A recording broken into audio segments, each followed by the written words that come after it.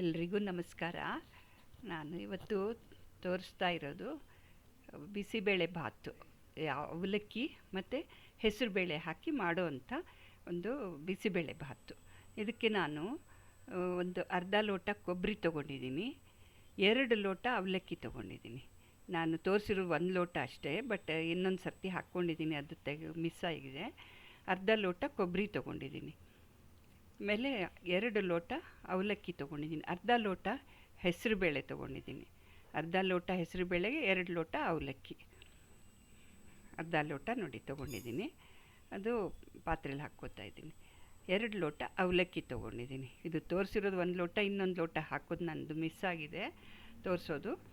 2 ಲೋಟ ಅವಲಕ್ಕಿ ತೊಗೊಂಡಿದ್ದೀನಿ. ಆಮೇಲೆ 2 ಚಿಕ್ಕ ಟೊಮೆಟೊಗಳು, ಒಂದು ದೊಡ್ಡದಿದ್ರೆ ಒಂದು ಸಾಕು, ಟೊಮೆಟೊ ಕಟ್ ಮಾಡಿ ಇಟ್ಕೊಂಡಿದ್ದೀನಿ. ಕೊತ್ತಂಬರಿ ಸೊಪ್ಪು, ದಪ್ಪ ಮೆಣಸಿನ್ಕಾಯಿ ಕಟ್ ಮಾಡಿ ಇಟ್ಟಿದ್ದೀನಿ. ಬಟಾಣಿ ಕಾಳು ಸುಲಿದು ಇಟ್ಕೊಂಡಿದ್ದೀನಿ. ಒಂದು 2 ಸ್ಪೂನು ತುಪ್ಪ, ಜಾಸ್ತಿ ಬೇಕಾದರೂ ಹಾಕ್ಕೋಬೋದು.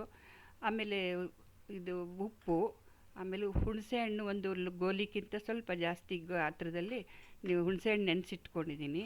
ಇದು ಬಿಸಿಬೇಳೆ ಭಾತ್ ಪೌಡರು, ಮನೆಯಲ್ಲೇ ಮಾಡ್ಕೊಂಡಿದ್ದು ಪೌಡರ್ ಇದು. 3 ಸ್ಪೂನ್ ಇಟ್ಕೊಂಡಿದ್ದೀನಿ. ಜಾಸ್ತಿ ಬೇಕಾದ್ರೆ ಹಾಕ್ಕೋಬೋದು. 3 ಸ್ಪೂನ್ ಎಣ್ಣೆ, ಆಮೇಲೆ ಬೀನ್ಸ್ ಕಟ್ ಮಾಡಿ ಇಟ್ಕೊಂಡಿದ್ದೀನಿ, ನವಿಲುಕೋಸು, ಕ್ಯಾರೆಟು ಕಟ್ ಮಾಡಿ ಇಟ್ಕೊಂಡಿದ್ದೀನಿ. ಅಷ್ಟು ಕಟ್ ಮಾಡಿ ಇಟ್ಕೊಂಡು ರೆಡಿ ಮಾಡಿ ಇಟ್ಕೊಂಡ್ರೆ ಮಾಡೋದಕ್ಕೆ ಈಸಿ ಆಗುತ್ತೆ. ಅಷ್ಟನ್ನು ಚೆನ್ನಾಗಿ ಕೊತ್ತಂಬರಿ ಸೊಪ್ಪನ್ನು ಕಟ್ ಮಾಡಿ ಇಟ್ಕೊಂಡಿದ್ದೀನಿ. ಇವಾಗ ನಾವು ಫಸ್ಟು ಈ ಹೆಸರುಬೇಳೆನ ಇದು ಹೆಸರುಬೇಳೆ ಮತ್ತು ಅವಲಕ್ಕಿ ಹಾಕಿ ಮಾಡೋದ್ರಿಂದ ಇದನ್ನು ಉಪವಾಸಕ್ಕೆ ಕೂಡ ಉಪಯೋಗಿಸ್ಬೋದು. ಆ ಥರ ಮಾಡಿಕೊಂಡ್ರೆ ಉಪವಾಸಕ್ಕೆ ಕೂಡ, ಉಪವಾಸ ಮಾಡುವಾಗ ಇದನ್ನು ಮಾಡ್ಕೊಂಡು ತಿನ್ಬೋದು. ಇದು ಚೆನ್ನಾಗಾಗುತ್ತೆ. ಹೆಸರುಬೇಳೆ ಅವಲಕ್ಕಿ ಇರುತ್ತಲ್ಲ, ತರಕಾರಿಗಳು ಎಲ್ಲ ಮಕ್ಕಳಿಗೆ ಸೇರುತ್ತೆ. ಹಾಗಾಗಿ ಇದನ್ನು ಸಣ್ಣ ಬೆಂಕಿ ಮೇಲೆ ತುಂಬ ಕೆಂಪಗೇನು ಮಾಡಬೇಕಾಗಿಲ್ಲ, ಹೆಸರುಬೇಳೆನ ಹುರ್ಕೋಬೇಕು. ತುಂಬ ಕೆಂಪಾಗಿ ಆ ಥರ ಏನಿಲ್ಲ, ಸ್ವಲ್ಪ ಬಿಸಿ ಮಾಡ್ಕೊಳ್ಳೋದು. ಆಮೇಲೆ ತೊಳ್ಕೊಬೇಕು, ಹುರ್ಕೊಂಬಿಟ್ಟು ತೊಳ್ಕೊಬೇಕು ನೀರಲ್ಲಿ. ಫಸ್ಟು ತೊಳೆದಿರಲ್ವಲ್ಲ ನಾವು, ಇವಾಗ ಹುರ್ಕೊಂಬಿಟ್ಟು ತೊಳ್ಕೊಬೇಕು. ತೊಳ್ಕೊಂಬಿಟ್ಟು ಅದನ್ನು ಕುಕ್ಕರಲ್ಲಿ ಹಾಕಿಬಿಟ್ಟು, ನಾನು ಅರ್ಧ ಲೋಟಕ್ಕೆ 2 ಲೋಟ ನೀರು ಹಾಕಿಬಿಟ್ಟು ಬೇಯಿಸಿದ್ದೀನಿ. ಅದು 4 ವಿಷಿಲ್ ಬಂದರೆ ಸಾಕು. ಇದರಲ್ಲಿ ಬೇಗ ಬೇಯುವಂಥ ಕುಕ್ಕರ್ ಆದರೆ 3 ವಿಷಿಲ್ಗೂ ಆಗುತ್ತೆ. ನಾನು ಕುಕ್ಕರಲ್ಲಿ 4 ವಿಷಿಲ್ ತಕ್ಕೊಂಡಿದ್ದೀನಿ. ಒಂದು ಚೂರು ಅರಿಶಿನ ಪುಡಿನ ಹಾಕಿಬಿಟ್ಟು ಅರಿಶಿನ ಪುಡಿನ ಸೇರಿಸ್ಕೊಂಡ್ಬಿಟ್ಟು, ಒಂದು ಅರ್ಧ ಸ್ಪೂನ್ ಎಣ್ಣೆ ಹಾಕಿಬಿಟ್ಟು ಅಷ್ಟು ಸೇರಿಸ್ಬಿಟ್ಟು ಕುಕ್ಕರನ್ನು ಮುಚ್ಚಿಬಿಟ್ಟು ಇಟ್ಟಿದ್ದೀನಿ. 4 ವಿಷಿಲ್ಗೆ ಬಂದ್ ಮಾಡಬೇಕು. ಈ ಕಡೆ ನಾವು ತರಕಾರಿಗಳನ್ನು ಕುಕ್ಕರ್ಗೆ ಹಾಕ್ಕೊಳ್ಳೋಣ. ಇದು ಹಾಗೆ ಬೇಕಾದ್ರೂ ಬೇಯಿಸ್ಕೋಬೋದು, ನಾನು ಕುಕ್ಕರಲ್ಲಿ ಬೇಯಿಸ್ಕೊಂಡಿದ್ದೀನಿ. ಬೀನ್ಸ್ ಹಾಕಿದ್ದೀನಿ, ನವಿಲುಕೋಸು ಕಟ್ ಮಾಡಿ ಇಟ್ಕೊಂಡಿದ್ದು ಅದನ್ನು ಹಾಕ್ಕೊಂಡಿದ್ದೀನಿ, ಮತ್ತು ಕ್ಯಾರೆಟ್ ಕಟ್ ಮಾಡಿದ್ದನ್ನು ಹಾಕ್ಕೊಂಡಿದ್ದೀನಿ. ಮತ್ತು ಇದನ್ನು ಒಂದು 2 ಲೋಟ ನೀರು ಹಾಕಿಬಿಟ್ಟು ಬೇಯಿಸ್ಕೊಂಡಿದ್ದೀನಿ ಕುಕ್ಕರಲ್ಲಿ. ಇದೇನು ಎರಡು ಇದು ಬಂದರೆ ಸಾಕು, ವಿಷಿಲ್ ಬಂದರೆ ಸಾಕು. ಮಿಕ್ಸ್ ಮಾಡಿಬಿಟ್ಟು ಮುಚ್ಚಳ ಹಾಕಿ ಇಟ್ಕೊಂಡ್ರೆ 2 ವಿಷಿಲ್ಗೆ ಬಂದ್ ಮಾಡಿಕೊಂಡ್ರೆ ಸಾಕು. ತುಂಬ ಏನು ಬೇಯಬೇಕಾಗಿಲ್ಲ ಇದು. 1 ವಿಷಿಲ್ಗೆ ಬೇಕಾದ್ರೂ ಮಾಡ್ಕೊಬೋದು. ಸ್ವಲ್ಪ ತುಂಬ ಬೇಯಬಾರ್ದು ಅಂತಿದ್ದವ್ರಿಗೆ 1 ವಿಷಿಲ್ಗೂ ಆಗುತ್ತೆ. ಈಗ ಇದು ಕೊಬ್ಬರಿ ಇತ್ತಲ್ಲ, ಕೊಬ್ಬರಿ ತೋರಿಸಿದ್ನಲ್ಲ, ಅರ್ಧ ಬಟ್ಲು ಕೊಬ್ಬರಿ ಮತ್ತು ಬಿಸಿಬೇಳೆ ಭಾತ್ ಪೌಡರನ್ನು ಅದಕ್ಕೆ ಮಿಕ್ಸ್ ಮಾಡ್ಕೊಂಡಿದ್ದೀನಿ. ಬಿಸಿಬೇಳೆ ಭಾತ್ ಪೌಡರ್ ಸ್ವಲ್ಪ ಜಾಸ್ತಿನೂ ಹಾಕ್ಕೋಬೋದು, ನಾನು 3 ಸ್ಪೂನ್ ಹಾಕ್ಕೊಂಡಿದ್ದೀನಿ. ಬಿಸಿಬೇಳೆ ಭಾತ್ ಪೌಡರ್ನ ರಫಾಗಿ, ತುಂಬ ಏನು ನೈಸ್ ಆಗಬೇಕಾಗಿಲ್ಲ ಇದು, ಸ್ವಲ್ಪ ಒಂಚೂರು ಮಿಕ್ಸಿ ಮಾಡ್ಕೊಂಡು ಇಟ್ಕೋಬೇಕು, ರೆಡಿ ಮಾಡಿ ಇಟ್ಕೋಬೇಕು. ಆಮೇಲೆ ಇದರಲ್ಲಿ ಎಣ್ಣೆ ಹಾಕಿಬಿಟ್ಟು ಒಂದು 2 ಸ್ಪೂನು ದಪ್ಪ ಮೆಣಸಿನ್ಕಾಯಿನ ಹಾಕ್ಕೊಂಡಿದ್ದೀನಿ. ಹುರ್ಕೊಬೇಕು, ದಪ್ಪ ಮೆಣಸಿನ್ಕಾಯಿ ಸ್ವಲ್ಪ ಹುರ್ಕೋಬೇಕು. ಆಮೇಲೆ ಒಂದು ಬಟಾಣಿ ಕಾಳಿರುತ್ತಲ್ಲ, ಅದನ್ನು ಹಾಕ್ಕೋಬೇಕು. ಅದನ್ನು ಹಾಕ್ಕೊಂಡು ಹುರ್ಕೋಬೇಕು. ಇದು ಬೇಗ ಬೇಯುವಂಥ ತರಕಾರಿಗಳು, ಹಾಗಾಗಿ ಇದು ಸಪ್ರೇಟಾಗಿ ಮಾಡ್ಕೊಳ್ಳೋದು. ಇದು ಫ್ರೈ ಮಾಡಿಕೊಂಡು ಟೊಮೆಟೊನ ಹಾಕ್ಕೋತಾ ಇದ್ದೀನಿ. ಟೊಮೆಟೊ ಹಾಕ್ಕೊಂಡ್ಬಿಟ್ಟು ಮತ್ತೆ ಒಂಚೂರು ಫ್ರೈ ಮಾಡ್ಕೋಬೇಕು.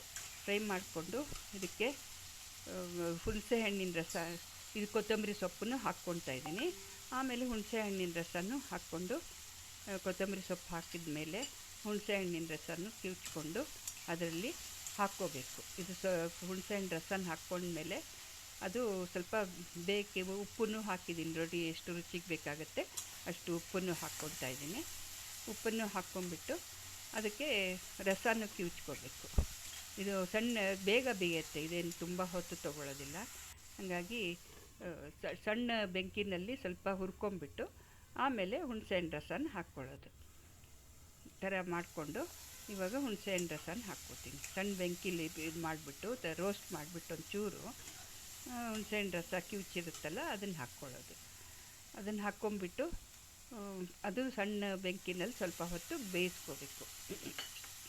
ಉಪ್ಪು, ಇದು ಹುಣಸೆಹಣ್ಣು ರಸ ಎಲ್ಲ ಹಾಕ್ಕೊಂಡು ಬೇಯಿಸ್ಕೋಬೇಕು.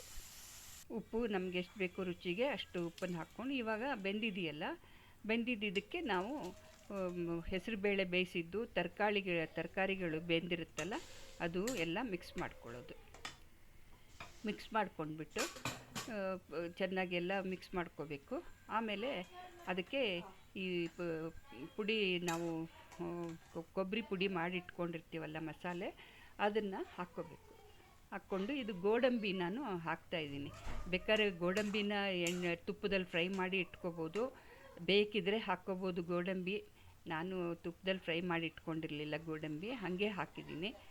ಇದು 2 ಲೋಟ ನೆನೆಸಿಟ್ಕೋಬಾರ್ದು. ಇದನ್ನು ಅವಲಕ್ಕಿನ 2 ಲೋಟ ತೊಳೆದು ಹಾಗೇ ದಪ್ಪ ಅವಲಕ್ಕಿ ಯೂಸ್ ಮಾಡಿದ್ದೀನಿ. ದಪ್ಪ ಅವಲಕ್ಕಿ ತೊಳೆದ್ಬಿಟ್ಟು ಹಾಕೋದು ಸಾಕು, ನೆನೆಸಿಟ್ಕೋಬೇಕಾಗಿಲ್ಲ. ಇದನ್ನು ನೆನೆಸಿಟ್ಕೊಂಡ್ಬಿಟ್ರೆ ತುಂಬ ಒಂಥರ ಮುದ್ದೆ ಆಗಿಬಿಡುತ್ತೆ. ಹಾಗಾಗಿ ತೊಳೆದ್ಬಿಟ್ಟು ಒಂದು 2 ನಿಮಿಷ ಇಟ್ಬಿಟ್ಟು ತೊಳ್ಕೊಂಡಾದ್ಮೇಲೆ ಅದನ್ನು ಮಿಕ್ಸ್ ಮಾಡ್ಕೊಂಡಿದ್ದೀನಿ. ಆಮೇಲೆ ಇವಾಗ ನಮಗೆ ಎಷ್ಟು ಇದು ಬೇಕು ಅಷ್ಟು ಇದರಲ್ಲಿ ಎಷ್ಟು ನಮಗೆ ಕನ್ಸಿಸ್ಟೆನ್ಸಿ ಬೇಕು ಅಷ್ಟು ನೀರನ್ನು ಹಾಕ್ಕೊಂಬಿಟ್ಟು ಚೆನ್ನಾಗಿ ಕುದಿಸ್ಬೇಕು. ಒಂದು 4-5 ಕುದಿ ಬಂದರೆ ಚೆನ್ನಾಗಿ ಮಿಕ್ಸ್ ಆಗಿಬಿಡುತ್ತೆ ಎಲ್ಲ. ಚೆನ್ನಾಗಿ ಕುದ್ರೆ ಬಿಸಿಬೇಳೆ ಬಾತು ರೆಡಿ. ಒಂದು ಸ್ವಲ್ಪ ಮುಚ್ಚಿ ಒಂದು ನಿಮಿಷ ಮುಚ್ಚಿಬಿಟ್ಟು ಸಣ್ಣ ಬೆಂಕಿಲಿ ಇಟ್ಟರೆ ನಮ್ಮ ಬಿಸಿಬೇಳೆ ಬಾತು ರೆಡಿ ಆಗುತ್ತೆ. ಚೆನ್ನಾಗಿ ಇದು ತುಂಬ ಟೇಸ್ಟಿ ಆಗುತ್ತೆ. ಆಮೇಲೆ ದಿಢೀರಂತ ಮಾಡ್ಕೋಬೋದು. ತರಕಾರಿಗಳನ್ನು ನಮಗೆ ಬೇಕಿದ್ರೆ ಜಾಸ್ತಿ ಹಾಕ್ಕೋಬೋದು, ಇನ್ನೂ ಜಾಸ್ತಿ ಹಾಕ್ಕೋಬೋದು.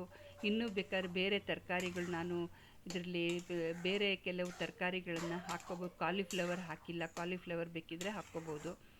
ಇದು ಒಂಥರ ಮಕ್ಕಳಿಗೆ ಇದು ತರಕಾರಿಗಳೆಲ್ಲ ತಿನ್ನಲ್ಲ ಅಂತಿದ್ರೆ ಈ ಥರ ಮಾಡಿಕೊಟ್ರೆ ಮಕ್ಕಳು ಇಷ್ಟಪಟ್ಕೊಂಡು ತಿಂತಾರೆ. ಉಪವಾಸಕ್ಕೂ ಸರಿ ಹೋಗುತ್ತೆ ಇದು ಅಡುಗೆ. ನಮಸ್ಕಾರ. ನನ್ನ ಚಾನಲ್ಗೆ ಸಬ್ಸ್ಕ್ರೈಬ್ ಮಾಡಿ. Thank you.